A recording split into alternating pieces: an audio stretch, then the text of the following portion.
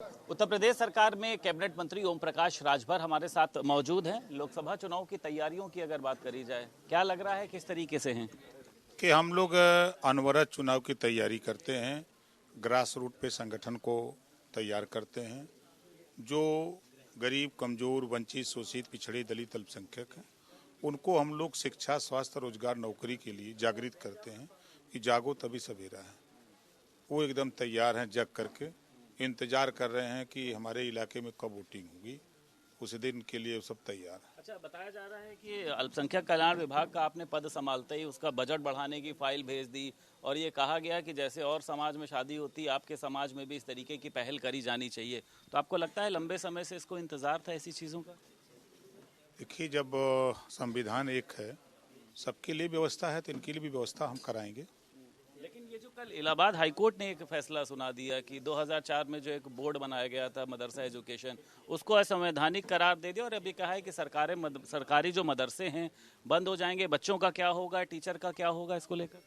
देखिए, कोर्ट का फैसला है, इस फैसले पर अभी कुछ ही समय के बाद मुख्यमंत्री जी से मिलेंगे, तब इस पे हम आपको बताएंगे। लेकिन धर्मगुरु मंत्री जी नाराज हैं, वो कह रहे हैं इसको लेकर हम सुप्रीम कोर्ट जाएंगे, क्योंकि क्या होगा बच्चों का, वो कहाँ पर पढ़ेंगे, मदरसों को इस तरीके से बंद किया जाना। इस पे हम मुख्यमंत्री से मिल करके ही कुछ बताएंगे। अच्छा, ठीक है। स्वामी प्रसाद मौर्य को लेकर लगातार चर्चा चल रही है कि वो सपा के टच में है, इंडिया गठबंधन के टच में है, तो आपको लगता है कि इसका कुछ असर पड़ना है? कोई असर नहीं है, कहीं कुछ नहीं है।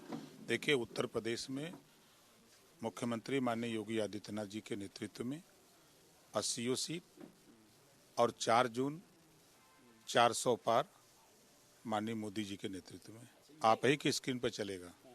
अच्छा, ये क्यों कहा जा रहा है कि केजरीवाल जो है वो मोदी जी से डरते हैं, इसलिए आप लोग ने ईडी की गिरफ्तारी करवा के उनको जेल भेज दिया? आप लोग लड़ना ही नहीं चाहते हैं?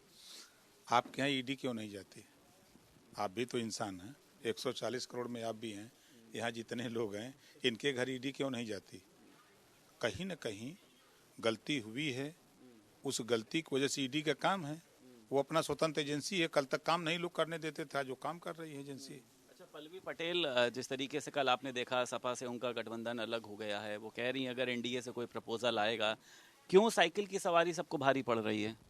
देखिए, मैंने बहुत पहले से कहा है कि पिछड़ों के दुश्मन, दलितों के दुश्मन, मुसलमानों के दुश्मन, मुसलमानों के बीच में बीजेपी और अल्पसंख्यक के बीच में नफरत की बात पैदा किया कांग्रेस, सपा, बसपा ने। इसके अलावा कुछ दिया नहीं है।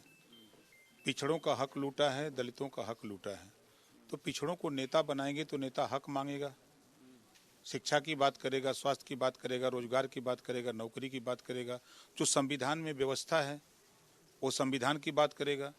वो अपनी कम्युनिटी की बात करते हैं, जो उनके साथ मजबूत लोग हैं। कमजोर जो दूध दूह के ले जाके बल्टा में बेचता है बेचारा, उसके बेटे के विषय में नहीं सोचते। तो ये दिक्कतें उनके सामने हैं। मान लीजिए ओम प्रकाश राजभर गलत है, लेकिन जब मैंने छोड़ा तो लोगों ने कहा कि ओम प्रकाश राजभर गलत है। फिर आपने देखा कि माननीय दारा सिंह चौहान जी ने छोड़ दिया। फिर उसके बाद आप देखिए स्वामी प्रसाद मौर्य जी ने छोड़ दिया। फिर उसके बाद संजय चौहान जी ने छोड़ दिया। और फिर उसके बाद पल्लवी पटेल जी को आप देख लीजिए, क्या वजह है? अब बता तो रहा हूँ कि वो अपना जान बचाने के लिए, समाजवादी पार्टी जान बचाने के लिए डर गई है कि अब ईडी हमको भी कहीं जेल न। वो भी ईडी का मतलब लग रहा है नाम है सीबीआई की, अखिलेश यादव का नाम है। काले में अखिलेश जी का नाम है, सब लोग जानते हैं। तो वो भी कहीं सोच रहे हैं कि कहीं उधर न जाना पड़े, तो इससे बढ़िया है कि। अच्छा, एक बात और, घोसी में एक तरफ आपके बेटे अरविंद, दूसरी तरफ राजीव राय, कोई टक्कर देखते हैं, क्या लगता है? कोई टक्कर नहीं है। देखिए, 14 में लड़ करके उन्होंने अपनी आजमाइश कर ली है, 1,35,000 वोट पाए हैं। अब कहाँ से वोट पा जाएंगे? समाजवादी पार्टी 14 हारी, 17 हारी, 19 हारी, 22 हारी। घोसी की सीट पर जीती थी, लेकिन कौन जीता था? बसपा जीती थी। बसपा लोकसभा जीती थी। और उपचुनाव अब काहे घबरा रहे हैं? आप चलिए क्षेत्र में, आपको लगेगा वहाँ सपा और बसपा के लोग लड़ेंगे कि दूसरे पर कौन आए, इसकी लड़ाई लोग लड़ेंगे। जीतने का ख्वाब तो खत्म हो गया। जिस दिन डॉक्टर अरविंद राजभर को प्रत्याशी घोषित कर दिया गया, उसी दिन ये बात खत्म हो गई। एक आखिरी सवाल है बस सर, ये मदरसों को लेकर जो लोग परेशान हो रहे हैं, आप कह रहे हैं मुख्यमंत्री योगी आदित्यनाथ से मुलाकात करेंगे, आपको लगता है कि उनको दिक्कत नहीं होने दी जाएगी? जो बच्चे हैं उनका एडमिशन कराया जाएगा, जो टीचर्स हैं उनकी तनख्वाह बता रहे हैं फंसी हुई है। देखिए, हम लोग इस मामले में मैं फिर कह रहा हूं कि अभी माननीय मुख्यमंत्री जी खाली हो रहे हैं, वो आते हैं तो उनसे बैठ के बात करेंगे, तब इस पे हम आपको विस्तृत बता सकते हैं। बात करने के लिए उत्तर प्रदेश सरकार में कैबिनेट मंत्री ओम प्रकाश राजभर हमारे साथ मौजूद थे। लखनऊ से वीडियो जर्नलिस्ट अरविंद के साथ संदीप खेर, भारत समाचार।